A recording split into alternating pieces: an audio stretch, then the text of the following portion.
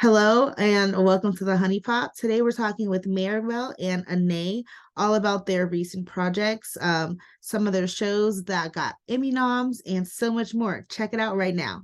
Well, I guess we could just jump right into it. How are you guys doing today? Good. Yeah, we're doing great. That's great to hear. So let's just go ahead and jump right into some questions. Um, so I know when you guys were younger, a lot of your roles you did like double duty on, but now you're like branching out and booking your own shows. How does it feel to not have your sister there all the time? Um, I mean, obviously I miss like being on set with my sister. We still really want to work together. Like maybe a project where we play twins, that'd be amazing. But always have her texting me throughout the entire thing. Yeah, even when I'm on break on set, I'm always going to be texting a day. So yeah, she's basically there in spirit. Like if even though we are not even though we're not like filming together, like the entire cast and crew knows me or like knows an A. We talk about each other a lot. I'm sure, yeah, of course, like the twin thing. A lot of people even say twins have like the telepathy thing going on. So I'm sure you all are both like always in contact. What's one thing, like the biggest thing you would say that you miss about working together? I think the biggest thing we miss about working together is just, I guess, having your like a comfort system. Let's say if you're like stressed out. I know I was recently doing a project that's required a lot of energy from me. So it's be nice to like go home and like my sister would be there, like go back to my trailer and Anais waiting for me. But she was not. She was on the other side of the country. But so yeah, that's probably what I miss the most. Yeah, me too. And I'm sure when you guys are like around each other, you are on set with one another too. So Mhm. let's see. So, like I said, you two are growing into your own separate acting careers. What type of projects or like genres of projects have you enjoyed working on the most so far? I think so. I really love like single cam shows. Those are my personal favorite to film. I'm a big fan. I've always been a fan of just like drama, and I love all forms of acting, of course. But I think my favorite genre to act is definitely drama, and it has been since I was like literally like 7 years old. I remember like for my audition for the following, I was like so excited. I had to like be screaming in that audition, and I was like, "Oh yes, I love this!" And I went to that audition, and I like screamed my lungs out, and everyone in the waiting room was like, "Hello, is she okay?" But I think my favorite, even though these are two very contradicting genres, I love doing multi-camera, but I also love doing horror. I did a horror film a few years back, and it was one of the best experiences of my life. So I would love to do something like that again. But I also, I've always been a comedy person, and so doing multi-camera shows have always just been so fun for me. Awesome. And that horror show you were talking about, was it The Blacklist? The horror, it was a horror movie called Slapface. Ooh, Slapface. I Hmm. think I did see that one. And yeah, you were of course great in it. And horror movies are my favorite genre. I've definitely been binging them like with the spooky season just passing and stuff. So, what's your favorite horror movie? I think, my favorite horror movie is probably Get Out or Us. I just love Jordan Peele. Those are both great ones. My favorite horror films probably. Ooh, I gotta think about this. Probably The Shine, not The Shining. The Conjuring, The Conjuring, or Get Out. I've not seen The Shining yet. I still need to see it. The Shining? No, you haven't. Well, at least I have. You have. I haven't seen The Shining yet. Even though it's a classic, I don't know why I haven't watched it yet.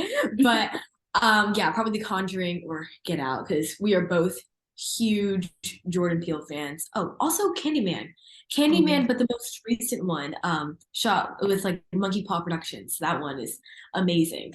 Yeah. no, I agree with all of those. And if you haven't seen The Shining, you definitely have to go watch it. So you both started in the industry as print models. Do either of you have interest ever going into that direction again? I think so. I never really stopped being a print model necessarily. It's just I moved to California and there's just like so much like acting here. And I feel like when we lived in Philadelphia, and we were in New York. That we were like kind of New York based. New York is more like model based, so I did a lot more of that. And here, there isn't so much modeling, but I still like modeling. I just like decided to focus on acting more. Yeah, same here. Awesome. And yeah, I totally know what you all are saying with like New York being the model scene and then LA, of course, being like the television acting. So that makes a lot of sense. So I'm gonna ask you both kind of individual questions about some of your projects you've done recently. So let's start with you, Maribel. You worked on Slapface, you mentioned earlier, and we have to know were there any like real spooky moments that happened during filming? Actually, yes. Okay. Because basically, well, wasn't technically like a spooky moment, but it was terrifying for me. Because basically, I have the biggest phobia of snakes.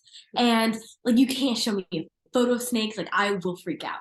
And while we were filming, of course, we're like doing this scene for like running through the woods, and the biggest snake I've ever seen in my life pops out. And I was so terrified. Like, I was like, in that scene, like I looked really, really scared. I was like, yeah, because there was a snake right there, and that was the scariest moment of my life. I can't do snakes.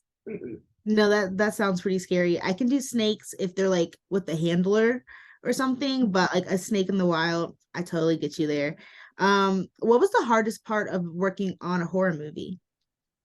I think the hardest part was honestly just figuring out Mariah's motives throughout there because she's a lot of contradicting beliefs throughout the whole movie where she loves Lucas but she also has to be mean to him, so it's just figuring out her true motives and like where she actually lies in the whole situation.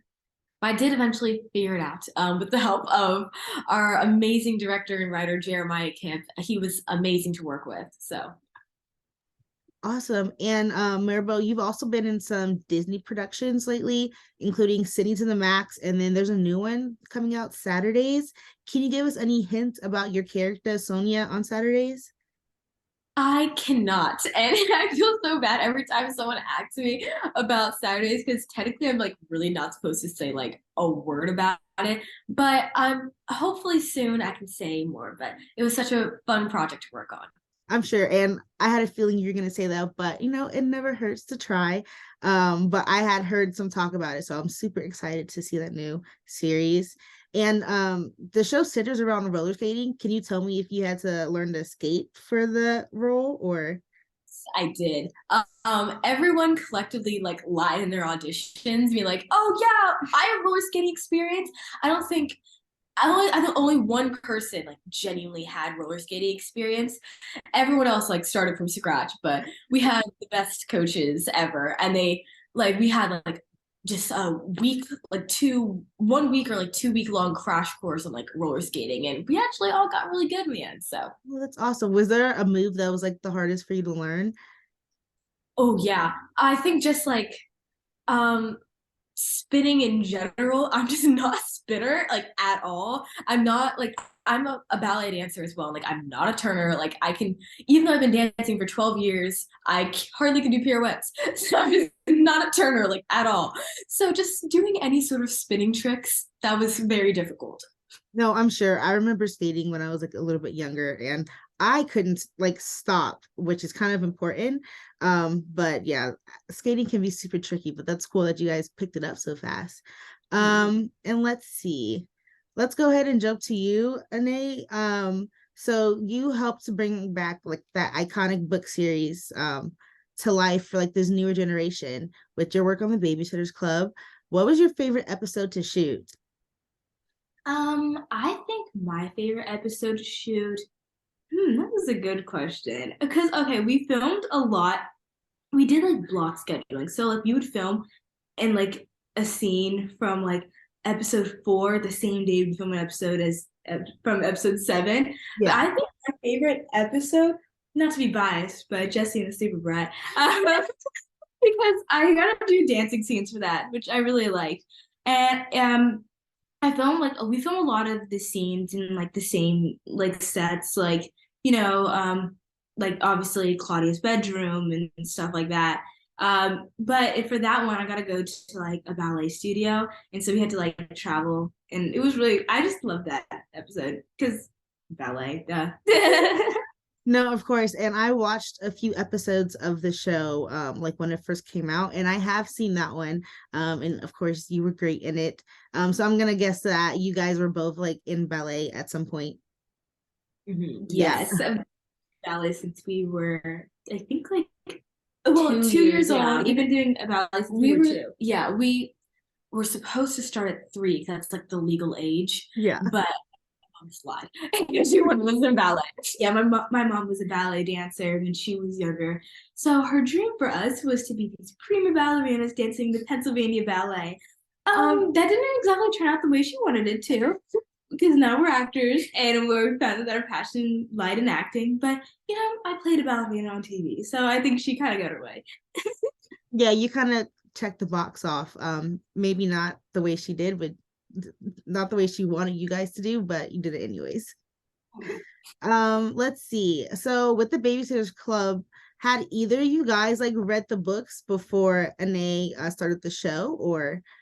I didn't read the books before I got the audition. I remember I originally actually auditioned for Marianne, and this was like months before I got the audition for Jessie. So I did a lot of research on the books and just like, yeah, I read some of the books for that audition, but then obviously didn't end up getting that role. The amazing Malia Baker did, and she does amazing. But then when I got the audition for Jessie, I was like, let me read some of the Jessie books. And especially when I booked it, that's when I like really started like reading like all the books. Like when I was in school and I didn't have any schoolwork to do, I would just read the BSC books because I just love them, honestly. They were just like so good. I have not read any Babysitters Club books. Sorry, Anais. But I've heard they're really good. No, yeah, any honey poppers out there listening, the books are super great, but the show, of course, is amazing too. And that show's also up for a few Emmys. How did you feel when you guys heard that news?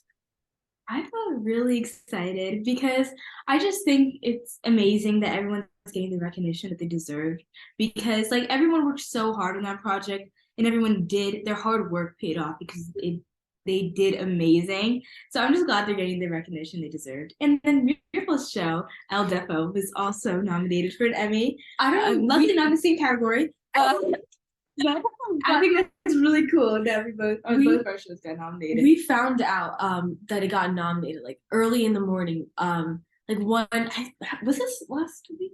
I don't know. I forgot. But my mom woke us up and she was like came dancing in our room, and I'm like, okay, why is my mom dancing in my room? But I'm not a morning person at all. So I'm like, what is going on? And she's like, you got nominated.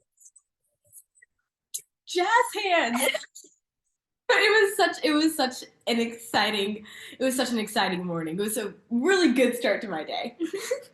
No, I'm sure, and that's amazing news. Congrats to you both. And I was actually gonna ask you a little bit about El Defo. So I'm sure doing like animating a voiceover work is a lot different than like being on set and in character that way. Do you have a preference for either, or is there something that you really learned working on the animated series that you think will carry over into your regular acting work? I think I prefer doing just like TV movie like in like live action. But I love doing voiceover work though. It's such a different experience. I shot the entirety of El Defo in like one day. It was like the whole process of El Defo was actually like so fast because it's a mini series as well. So like, there's like 3 episodes, so I shot the 3 episodes in that one day, and so it went really fast. And now all of a sudden it has an Emmy nomination. I was like, whoa, this is really really cool. But I with that process of recording that, I've learned how to like transform my voice better because I had to play 3 different characters, and obviously they can't have the same voice because they're 3 different people. One's literally like I think one's literally 5 years old, and then another one is a teenager. So I had to really, really transform my voice, and I've never done anything like that before, but I was working with the director and CC Bell, and they were amazing to work with and really helped me through that. So, yeah. Awesome. And like I said, congrats again. So I know 2022 is like closing super fast. I feel like we should still be in like March or something. But with the year that definitely flew by, what are some of you guys' favorite memories from this year? Of course, the Emmy nominations was a big one, but I think my summer was really fun. I went to screenwriting camp over the summer, and that was the very first time I really done anything screenwriting related. I always like knew I've always wanted to like write something. I just have never had like actual experience writing stuff. So I went to screenwriting camp, and that was just such a great 2 weeks. I met some amazing people, wrote some amazing scripts, and I can't wait to do it again next year. I think a highlight of my year would probably be filming Saturdays because I was on and off. I was on and off that set throughout the entire summer, so it was really great to just like go back and like see everyone I know. It was so much fun, and I think another highlight of this year was going to New Orleans to visit my two best friends. That was really fun. That was fun. Another highlight. New Orleans is definitely an amazing city. So I feel like I know how you guys are saying like that can be super fun. So let's see.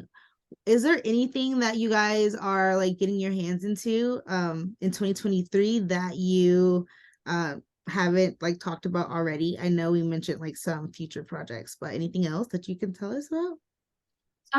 Yes, actually. Okay, go ahead. Oh, well, actually, no. Okay. Oh, yes, but it's not like we could see. Yeah. So we have future like TV movie projects that are in the works right now. But we also have a few business endeavors that we are embarked on.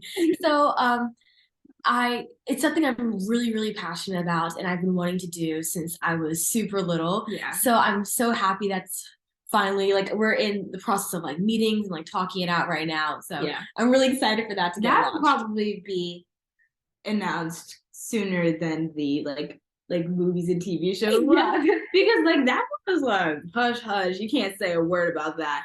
But at least with the business ones, At least I don't have to sign an NDA. I just Yeah. pretty sure I'm pretty sure I shouldn't say anything, but I'll double check on that. Yeah. No, we can. Yeah, we don't want you guys to get in trouble or anything, but of course, we were just wondering if there's anything that you could say. But thanks for bringing up the business endeavors. We're gonna definitely keep an eye out for that. Is there anything that you'd like to tell your fans before we sign off here today? I just like to just tell everyone for all the young people just aspiring to be actors, just know that like don't give up ever, because even if like there will be some years where it's just a little slow, not booking anything, and it can really get a person down. I know it's happened to me before, but people have their slow years, and then but if you quit, maybe next year could be the year that you start booking a lot. But if you quit, you'll never know if that could ever happen. And I would say my main advice to people is just to never stop learning. I'm really big on education as a whole. So in any career path you choose, you can never know too much. Always try to learn more.